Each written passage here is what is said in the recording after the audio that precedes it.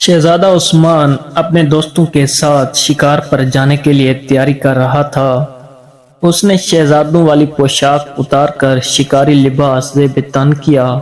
चमचमाता तेज धार का दो धारी खंजर कमर में अड़सा, तीरों से भरे तुर्किश का जेजा लेते हुए कमान उठाई और कमरे से निकलने ही वाला था कि दरवाजे पर पड़ा पर्दा हटा और उसकी छोटी बहन शहजादी सूर्या कमरे में दाखिल हुई। शहजादा उस्मान के बढ़ते हुए कदम रुक गए। वो शहजादी सूर्या को सवालिया नजरों से देखते हुए बोला, क्या बात है सूर्या?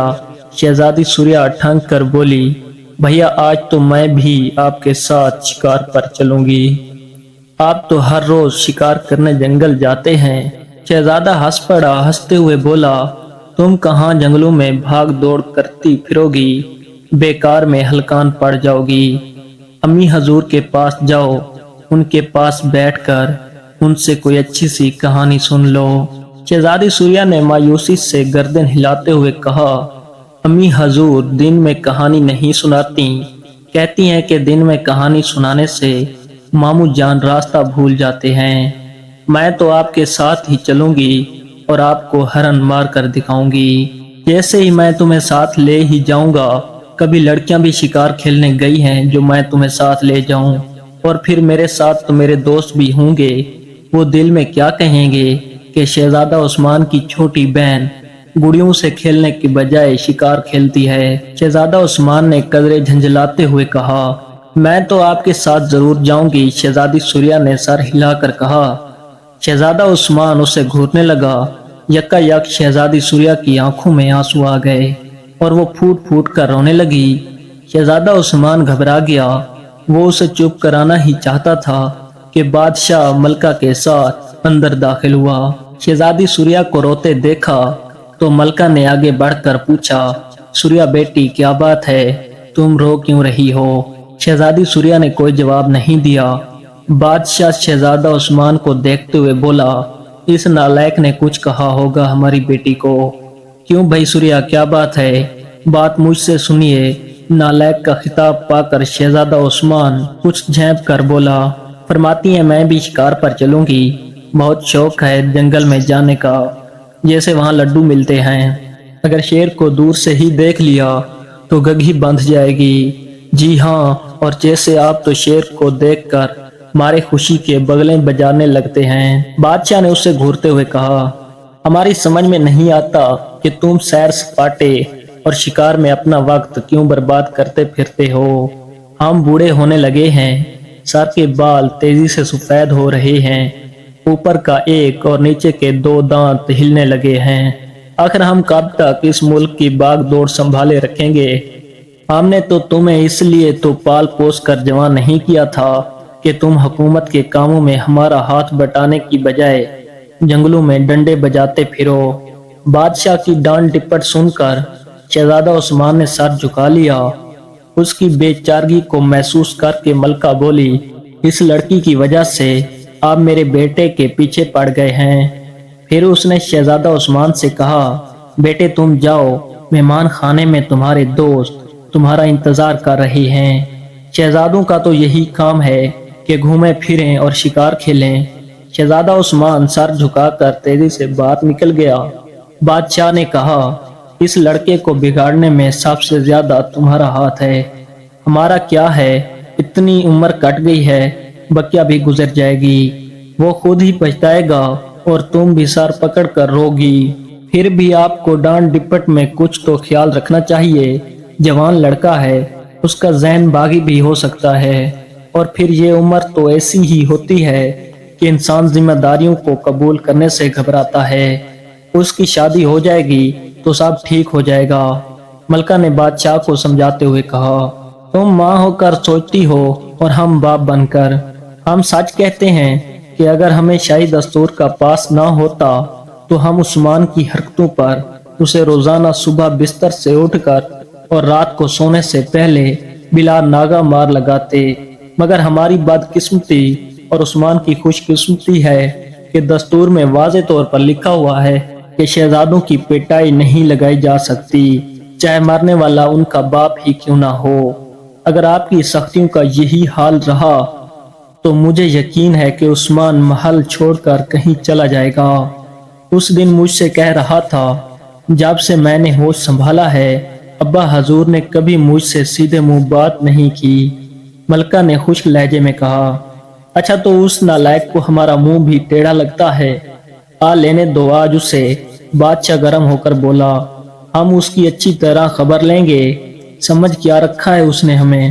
شہزادی سوریا نے اب رونا بند کر دیا تھا اور خاموشی سے ان کی گفتگو سن رہی تھی۔ بادشاہ کی بات سن کر ملکہ نے بڑے غصے سے کہا، اگر آپ کو عثمان سے اتنی ہی نفرت ہے تو میں آج ہی اس سے کہہ دوں گی کہ وہ یہاں سے چلا جائے۔ یہ کہتے ہوئے ملکہ کی آواز بھرا گئی اور اس کی آنکھوں سے آنسو گرنے لگے۔ بادشاہ چند لمحے تک تو ملکہ کو دیکھتا رہا، پھر نرمی سے بولا، پیاری ملکہ، ہم اس گدھے کے دشمن تو نہیں ہیں، وہ لاپرواہ طبیعت کا لڑکا ہے، ہم چاہتے ہیں کہ وہ ہماری ڈانٹ ڈپٹ سے سبق حاصل کرے، اپنی ذمہ داریوں کو سمجھے، ہم اتنی بڑی حکومت اسے سونپنا چاہتے ہیں۔ تلوار اور خنجر چلانا مشکل بات نہیں مگر حکومت چلانا یقیناً مشکل بات ہے۔ اب تم ہی بتاؤ، ہم یہ سب کچھ اس کے حق میں برا کر رہے ہیں یا بھلا؟ ملکہ نے جھٹ آنسو پونجھ لیے اور مسکراتے ہوئے بولی، یہ سب کچھ آپ نے مجھے پہلے کیوں نہیں بتایا تھا؟ عثمان شکار سے لوٹ کر آئے گا تو میں بھی اسے سمجھاؤں گی، میری بات وہ ہمیشہ مان جاتا ہے۔ ملکہ کی بات سن کر بادشاہ بھی مسکرانے لگا، اسے یقین تھا کہ اب شہزادہ عثمان ضرور حکومت کے کاموں میں دلچسپی لینے لگے گا۔ ملکہ بھی مسکرا رہی تھی اور بادشاہ بھی، مگر شہزادی سوریا منہ بنائے کھڑی تھی۔ اسے اس بات کا بے حد ملال تھا کہ شہزادہ عثمان اسے اپنے ساتھ جنگل شکار کھیلنے کے لیے نہیں لے گیا تھا۔ جنگل میں شہزادہ عثمان کے دوستوں کے کہکے گونج رہے تھے۔ وہ لوگ دوپہر کے کھانے سے فارغ ہو کر اب دریا کے شفاف پانی میں نہا رہے تھے۔ وہ ایک دوسرے پر پانی کے چھینٹے اڑاتے اور پھر زور زور سے کہکے لگانے لگتے۔ شہزادہ عثمان کنارے پر بیٹھا ان کی حرکتوں سے لطف اندوز ہو رہا تھا۔ جی تو اس کا بھی چاہ رہا تھا کہ خود بھی دریا میں کود کر خوب مزے سے نہائے، مگر ملکہ نے اسے منع کر رکھا تھا کہ وہ دریا وغیرہ میں کبھی بھی نہانے کی کوشش نہ کرے، کیونکہ ایسے موقع پر دوستوں کی شرارتوں کے سبب جان سے بھی ہاتھ دھونا پڑ جاتے ہیں۔ وہ لوگ شکار سے اکتا گئے تھے۔ دوپہر کے کھانے کے بعد وہ لوگ دریا کے کنارے آن بیٹھے۔ پھر تجویز یہ ٹھہری کہ نہایا جائے۔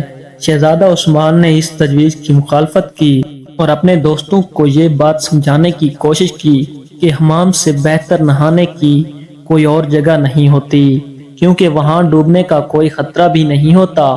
خدا نہ خواستہ وہاں پر پاؤں بھی پھسل جائے تو انسان کہیں نہیں جاتا، وہیں فرش پر پڑا رہتا ہے، مگر دریا میں پاؤں پھسل جائے تو پھر انسان اس کی تہہ میں ہی جا کر رکتا ہے۔ مگر شہزادہ عثمان کی باتوں کو اس کے دوستوں نے ہنسی میں اڑا دیا اور پھر وہ سب کے سب دریا میں کود گئے۔ شہزادہ عثمان کے لیے اس کے سوا کوئی چارہ نہیں تھا کہ کنارے پر بیٹھ کر انہیں تکتا رہا۔ تھوڑی دیر بعد اس کے دوست تیرتے ہوئے دور نکل گئے اور شہزادہ عثمان وہاں پر تنہا رہ گیا۔ اس کی سوچ کا دھارا یکا یک اپنے محل کی طرف مڑ گیا۔ اسے اپنے باپ کی باتیں ایک ایک کر کے یاد آنے لگیں۔ اس نے جب ان باتوں پر ٹھنڈے دل سے غور کیا تو اسے محسوس ہوا کہ وہ غلطی پر تھا۔ ماں باپ اپنے بچوں کی پرورش اس لیے کرتے ہیں کہ وہ جب بوڑھے ہو جائیں تو ان کی اولاد ان کا سہارا بنے۔ شہزادہ عثمان کو خود سے شرم آنے لگی۔ وہ 22 سال کا ہو چکا تھا۔ اگر وہ چاہتا تو حکومت کے انتظامی معاملات میں اپنے باپ کا ہاتھ بٹا سکتا تھا۔ اس کے باپ نے صحیح معنوں میں اپنی رعایا کی خدمت کی تھی۔ رعایا کی بھلائی اور بہتری کی خاطر نہ اس نے دن دیکھا نہ رات۔ مسلسل کام کی زیادتی یقیناً صحت پر برا اثر ڈالتی ہے۔ اس کا باپ وقت سے پہلے ہی بوڑھا ہونے لگا تھا۔ شہزادہ عثمان نے فیصلہ کر لیا کہ اب وہ یہاں سے سیدھا گھر جائے گا۔ سب سے پہلے اپنے باپ سے اپنے گزشتہ رویے اور لاپرواہیوں کی معافی مانگے گا اور پھر دل و جان سے حکومت کے کاموں میں اپنے باپ کا ہاتھ بٹائے گا۔ ابھی وہ انہی سوچوں میں گم تھا کہ اچانک اس کی نظر سامنے والی جھاڑیوں پر پڑی۔ وہ چونک پڑا۔ جھاڑیوں میں سے ایک خرگوش نکلا تھا۔ وہ جسامت میں تو عام خرگوشوں ہی جتنا تھا، مگر اس کے جسم پر 7 رنگ کی دھاریاں پڑی تھیں اور گھپے دار دم بے حد خوبصورت تھی۔ اس خرگوش کی آنکھیں سبز تھیں اور وہ بے حد خوبصورت دکھائی دے رہا تھا۔ شہزادہ عثمان کی نظروں میں اس کی چھوٹی بہن شہزادی سوریا کا چہرہ گھوم رہا تھا۔ اسے احساس تھا کہ وہ اس سے بے حد ناراض ہوگی، کیونکہ وہ اس سے اپنے ساتھ جنگل میں نہیں لایا تھا۔ شہزادہ عثمان نے سوچا اگر وہ اس عجیب و غریب خرگوش کو پکڑ کر محل لے جائے اور اسے سوریا کو دے دے تو اس کی ناراضگی ختم ہو جائے گی۔ یہ سوچ کر وہ اٹھا اور بڑی احتیاط سے خرگوش کی طرف بڑھنے لگا۔ خرگوش نے اس سے اپنی طرف آتے دیکھ لیا تھا، اس لیے وہ شہزادہ عثمان کے قریب پہنچنے سے پہلے ہی بھاگ گیا اور کچھ دور جا کر پھر رک گیا۔ شہزادہ عثمان چاہتا تو تیر کی مدد سے بھی اسے زخمی کر کے پکڑ سکتا تھا، مگر وہ اتنے خوبصورت خرگوش کو صحیح و سلامت ہی پکڑنا چاہتا تھا۔ وہ خرگوش بے حد چالاک تھا۔ جب وہ دیکھتا کہ شہزادہ اس کے قریب آن پہنچا ہے تو زکند بھر کر اپنے اور شہزادہ عثمان کے درمیان پھر فاصلہ پیدا کر لیتا۔ آخر یہ بھاگ دوڑ کافی دیر تک جاری رہی۔ خرگوش تو ہاتھ آیا نہیں، مگر شام ضرور سر پر آ گئی۔ اس عجیب و غریب خرگوش کے پیچھے بھاگتے ہوئے شہزادہ عثمان کو وقت گزرنے کا احساس ہی نہیں ہوا تھا۔ اب جو اس نے دیکھا کہ رات ہونے والی ہے تو وہ بے حد گھبرایا۔ خرگوش کے پیچھے بھاگتے بھاگتے وہ کافی دور نکل آیا، اور چونکہ اس کا دھیان خرگوش پکڑنے میں ہی لگا ہوا تھا، اس لیے وہ راستے کا بھی خیال نہیں رکھ سکا۔ وہ یہ سوچ سوچ کر پریشان ہونے لگا کہ اب وہ محل کس طرح پہنچے گا۔ اس کی گمشدگی سے اس کے دوست یقیناً گھبرا گئے ہوں گے۔ غرض کہ یہ کچھ سوچتے سوچتے وہ آگے بڑھا۔ رنگین دھاری دار خرگوش جانے کہاں جھاڑیوں میں رو پوش ہو گیا، اور شہزادہ عثمان اس گھڑی کو کوس رہا تھا جب اس کی نظر اس منحوس خرگوش پر پڑی تھی اور اسے پکڑنے کی خواہش اس کے دل میں پیدا ہوئی تھی۔ بھاگ دوڑ کرنے کی وجہ سے اب اسے بھوک کا بھی احساس ہونے لگا۔ وہ بے بسی سے اپنے چاروں طرف دیکھنے لگا، اور پھر اچانک ہی اس کی نظریں ایک جگہ پر ٹھہر گئیں۔ درختوں کے جھنڈ میں اسے ایک نہایت عالی شان محل کی جھلک نظر آئی۔ وہ محل کی طرف جانے کا ارادہ کر ہی رہا تھا کہ اچانک ایک درخت کے پیچھے سے وہی دھاری دار خرگوش برآمد ہوا اور شہزادہ عثمان کے پاس آ کر بولا، جناب شہزادے صاحب، میری مالکن حسن آرام آپ کو یاد فرما رہی ہیں۔ شہزادہ عثمان خرگوش کو دیکھتے ہی آگ بگولا ہو گیا، مگر اس سے انسانوں کی طرح گفتگو کرتا دیکھ کر اس کا غصہ حیرت میں تبدیل ہو گیا۔ اس نے حیرانی سے پوچھا، میں تو تمہیں ایک بدمعاش خرگوش سمجھ رہا تھا، کیونکہ تم ہی مجھے اس مصیبت میں پھنسانے کے ذمہ دار ہو، مگر اب تمہیں انسانوں کی طرح بولتا دیکھ کر بے حد حیران ہوں۔ یہ کیا ماجرا ہے؟ میں تمہیں کیا سمجھوں؟ آپ مجھے کچھ بھی سمجھیں، میری صحت پر اس کا کوئی اثر نہیں پڑے گا۔ میں اپنی بات پھر دہراتا ہوں کہ آپ کو حسن آرام یاد فرما رہی ہیں۔ میرے پیچھے پیچھے چلے آئیے۔ شہزادہ سمجھ گیا کہ یہ سب جادو کا چکر ہے۔ یہ خرگوش ضرور کوئی انسان ہے اور کسی جادوگر نے اسے خرگوش بنا دیا ہے، اور حسن آرام یقیناً کوئی حسین سی شہزادی ہوگی جو جادوگر کی قید میں ہوگی۔ اس نے کسی سے سن رکھا تھا کہ جادوگر انسانوں کے سر میں جادو کی کیل گاڑ کر انہیں جانور اور پرندے بنا دیتے ہیں۔ اس نے آگے بڑھ کر جھپٹ کر خرگوش کو پکڑ لیا اور اس کے سر کو ٹٹول کر جادو کی کیل ڈھونڈنے کی کوشش کرنے لگا۔ خرگوش پہلے تو شہزادہ عثمان کی اس حرکت پر سٹپٹایا، پھر برا مان کر بولا، آپ 1000 کوشش کر لیں، میرے سر میں آپ کو ایک جوں بھی نہیں ملے گی۔ اس کی بات سن کر شہزادہ عثمان جھلا گیا، غصے میں بھر کر بولا، تم سخت نامعقول خرگوش ہو، پھر اس نے خرگوش کو چھوڑ دیا اور بڑبڑاتے ہوئے اس کے پیچھے چل دیا۔ محل کے نزدیک پہنچا تو اس کی آنکھیں پھٹی کی پھٹی رہ گئیں۔ محل بہت خوبصورت تھا، اس کی دیواروں سے روشنی کی کرنیں پھوٹ رہی تھی۔ وہ دونوں جیسے ہی صدر دروازے سے گزرے، شہزادہ عثمان پر پھولوں کی بارش ہونے لگی۔ شہزادہ عثمان بے حد حیران تھا۔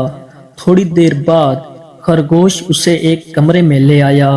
کمرہ قیمتی سامان سے آراستہ تھا اور وہاں پر ایک بہت ہی موٹی اور بدصورت عورت بیٹھی تھی۔ شہزادہ عثمان کو دیکھ کر وہ خوشی سے کھل اٹھی۔ اور شہزادے عثمان، خوش آمدید۔ اس موٹی اور بدصورت عورت نے کہا، ارے تم تو میرا نام بھی جانتی ہو، شہزادی حسن آراں کی خادمہ۔ شہزادہ عثمان نے حیرت سے کہا۔ اس کی بات سن کر وہ عورت ناگواری سی بولی، کیسی شہزادی اور کہاں کی خادمہ؟ حسن آراں تو میرا ہی نام ہے۔ میں نے ہی یہ عجیب و غریب خرگوش تمہارے پاس بھیجا تھا تاکہ تم اس کے پیچھے پیچھے میرے محل تک آ جاؤ۔ شہزادہ عثمان شرمسار ہو کر بولا، معاف کرنا خالہ، مجھے غلط فہمی ہو گئی تھی۔ حسن آراں بنا کر بولی، یہ تم نے خالہ والا کی کیا رٹ لگا رکھی ہے؟ میں نے تمہیں اس لیے یہاں بلایا ہے تاکہ تم سے شادی کر سکوں۔ شادی؟ شہزادے عثمان نے چلا کر کہا، بھلا تم نے کیسے سمجھ لیا کہ میں تم جیسی منحوس شکل کی جادوگرنی سے شادی کرنے پر راضی ہو جاؤں گا؟ تمہارا تو باپ بھی راضی ہوگا۔ موٹی اور بدصورت جادوگرنی حسن آراں غصے سے دھاڑ کر بولی۔ اس کی آنکھیں شعلے برسانے لگی کیونکہ شہزادہ عثمان کی باتوں نے اسے سخت ناراض کر دیا تھا۔ ہاں یہ ٹھیک ہے، ابا حضور شاید راضی ہو جائیں، جا کر انہیں یہاں بھیج دیتا ہوں۔ شہزادہ عثمان نے بڑے اطمینان سے کہا اور دروازے کی طرف بڑھا۔ جادوگرنی نے جلدی سے کوئی جادو پڑھ کر اس کی طرف پھونک ماری اور شہزادہ عثمان آدھا پتھر کا بن گیا۔ حسن آراں جادوگرنی کہکا لگا کر بولی، تم اس وقت تک پتھر کے بنے رہو گے جب تک مجھ سے شادی پر رضامند نہ ہو جاؤ۔ میں نے اپنی بڑی بہن سے کہا تھا کہ میں دنیا کے سب سے زیادہ خوبصورت شہزادے سے شادی کر کے دکھاؤں گی۔ میری بہن شکل و صورت میں مجھ سے کچھ بہتر ہے اور وہ ہر وقت میرا مذاق اڑاتی رہتی ہے۔ میں تم سے شادی کر کے اسے نیچا دکھانے کی کوشش کروں گی۔ میں نے بڑی مشکلوں سے تمہارا پتہ لگایا تھا، مگر اب تم ہی کہتے ہو کہ تم مجھ سے شادی نہیں کر سکتے۔ شہزادہ عثمان نفرت بھرے لہجے میں بولا، دنیا ادھر سے ادھر ہو جائے مگر میں اپنی بات پر اڑا رہوں گا۔ میں بھی دیکھوں گی کہ تم میں یہ دم خم کب تک باقی رہے گا۔ 2 ہی دن بعد تم میرے سامنے گڑ گڑانے لگو گے۔ حسن آراں جادوگرنی ہنس کر بولی اور کمرے سے چلی گئی۔ خرگوش ابھی تک کمرے میں موجود تھا۔ اسے دیکھ کر شہزادہ عثمان نے غصے سے کہا، تم سے بڑا گدھا آج تک میری نظروں سے نہیں گزرا۔ تم نے ہی مجھے اس مصیبت میں پھنسایا ہے۔ خرگوش کی آنکھوں میں آنسو آ گئے۔ اس نے بھرائی ہوئی آواز میں کہا، شہزادہ عثمان، تم نے مجھے گدھا کہہ کر مجھے میرا ماضی یاد دلا دیا۔ اچھا تو کیا تم پہلے گدھا تھے؟ شہزادہ عثمان نے حیرت سے پلکیں جھپکا کر کہا، خیر یہ بات تو نہیں ہے، سچ مچ کا گدھا تو اللہ کسی دشمن کو بھی نہ بنائے۔ بات دراصل یہ ہے کہ آج سے 2 ماہ پہلے میں ایک لڑکا ہی تھا۔ میری ماں کا انتقال بچپن ہی میں ہو چکا تھا۔ میرے ابا کی شہر میں دوائیوں کی دکان تھی۔ روزانہ سینکڑوں مریض ان کے پاس دوائی لینے کی غرض سے آتے تھے۔ میں اپنے ابا کا ہاتھ بٹانے کے لیے دکان پر ہی بیٹھتا تھا۔ میں نسخہ دیکھ کر دوائیاں بنانا بھی سیکھ گیا تھا۔ ایک روز میرے ہاتھوں سے ایک شیشے کا مرتبان جس میں غالباً سیب کا مربع تھا چھوٹ کر زمین پر گر پڑا اور ٹوٹ گیا۔ والد صاحب قریب ہی بیٹھے تھے۔ پہلے تو مجھے غصے کی نظروں سے دیکھا اور پھر نہایت سخت لہجے میں بولے، گدھا کہیں کا، گدھے کے بارے میں میری رائے شروع ہی سے اچھی نہیں ہے، لہٰذا ابا جان کے منہ سے اپنے لیے گدھے کا لفظ سن کر میرا دل غم سے اور آنکھیں آنسو سے بھر گئیں۔ میں اسی وقت دکان سے اٹھا اور سسکیاں بھرتے ہوئے ایک طرف کو چل دیا۔ چلتے چلتے اس جنگل میں پہنچ گیا۔ بھوک کے مارے میرا دم نکلا جا رہا تھا۔ قریب تھا کہ میں چکرا کر گر پڑتا کہ میری نظر اس محل پر پڑی۔ میرے بے جان قدموں میں جانے کہاں سے اتنی طاقت آ گئی کہ میں اس محل کی طرف تیزی سے بھاگنے لگا۔ وہیں میری ملاقات اس جادوگرنی سے ہو گئی۔ قصہ مختصر یہ کہ مجھے حسن آرا جادوگرنی نے کھانا دیا، مگر یہ بہت مکار عورت ہے۔ کھانے کے بعد اس نے مجھے سلا دیا۔ صبح جب میری آنکھ کھلی تو میں خرگوش بنا بستر پر انگڑائیاں لے رہا تھا۔ وہ دن اور آج کا دن میں اسی جادوگرنی کے پاس رہ رہا ہوں۔ میں ہر وقت اس کی خدمت میں لگا رہتا ہوں تاکہ وہ خوش ہو کر مجھے پھر سے لڑکا بنا دے۔ اپنی کہانی سنا کر خرگوش خاموش ہو گیا۔ شہزادہ عثمان کچھ سوچنے لگا، پھر اس نے کہا، اب کوئی ایسی تجویز نکالو کہ اس جادوگرنی کے جنگل سے نجات ملے۔ میں تو اس ہرافہ پر بہت سارے حربے آزما چکا ہوں، کیونکہ مجھے تمام جڑی بوٹیوں سے واقفیت ہے۔ میں نے جنگل سے زہریلی جڑی بوٹیاں مختلف کھانوں میں ملا کر اسے کھلا دی ہیں، مگر اس پر کوئی اثر نہیں ہوتا۔ یہ تو خیر میں نے بھی بچپن میں کہانیوں میں سنا تھا کہ جادوگر اور جادوگرنیاں اپنی جان کسی چیز میں بند کر کے رکھتی ہیں تاکہ انہیں کوئی مار نہ سکے۔ تم ہی اس کا پتہ چلاؤ کہ اس کی جان کس چیز میں بند ہے۔ شہزادہ عثمان خرگوش سے بولا، میں نے تو بہت کوشش کر ڈالی ہیں، مگر سوائے مایوسی کے کچھ ہاتھ نہیں لگا۔ خرگوش نے بڑی اداسی سے کہا۔ شہزادہ عثمان کا چہرہ بجھ گیا، تو کیا پھر ہم ساری زندگی اس منحوس جادوگرنی کے پاس گزار دیں گے؟ اس نے کہا، میں تو خود تمہاری طرح بے بس ہوں۔ خرگوش نے بے چارگی سے جواب دیا، میرے اچانک غائب ہو جانے سے محل میں کہرام مچ گیا ہوگا۔ میری امی حضور اور ابا حضور کو کیا پتا کہ میں یہاں کس مصیبت میں گرفتار ہوں۔ ابا حضور تو خیر سمجھ رہے ہوں گے کہ میں کہیں گھومنے پھرنے نکل گیا ہوں، اس لیے وہ پریشان کم اور ناراض زیادہ ہو رہے ہوں گے، مگر میری امی حضور کا دل بہت چھوٹا ہے، انہیں تو ہول پر ہول آ رہے ہوں گے، اور میری چھوٹی بہن سوریا نے تو رو رو کر آنکھیں سجا لی ہوں گی۔ حالانکہ وہ مجھ سے روٹھ گئی تھی، مگر میں جانتا ہوں کہ وہ مجھ سے کس قدر محبت کرتی ہیں۔ میں تمہاری اتنی مدد تو کر سکتا ہوں کہ محل جا کر اس حادثے کی خبر تمہارے گھر والوں کو دے دوں۔ خرگوش جو کہ دراصل میں ایک لڑکا تھا اور جس کا نام فرید تھا، شہزادہ عثمان سے بولا۔ شہزادہ عثمان کے چہرے پر سوچ کی لکیریں بھر گئیں۔ اس نے تھوڑی دیر بعد کہا، نہیں بھائی، یہ مناسب نہیں ہوگا کہ میری اس مصیبت کا حال میری امی حضور اور ابا حضور کو پتہ چلے۔ تم اتنی مہربانی کرو کہ یہ سب واقعات میری بہن سوریا کو بتا دو۔ اس سے یہ بھی کہہ دینا کہ وہ میرے دوست احسن کے پاس جائے اور اسے میری مدد کے لیے آمادہ کرے۔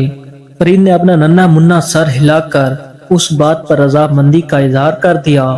تھوڑی دیر ہی گزری تھی کہ ان کے کانوں میں جادوگرنی کے قدموں کی چاپ سنائی دی۔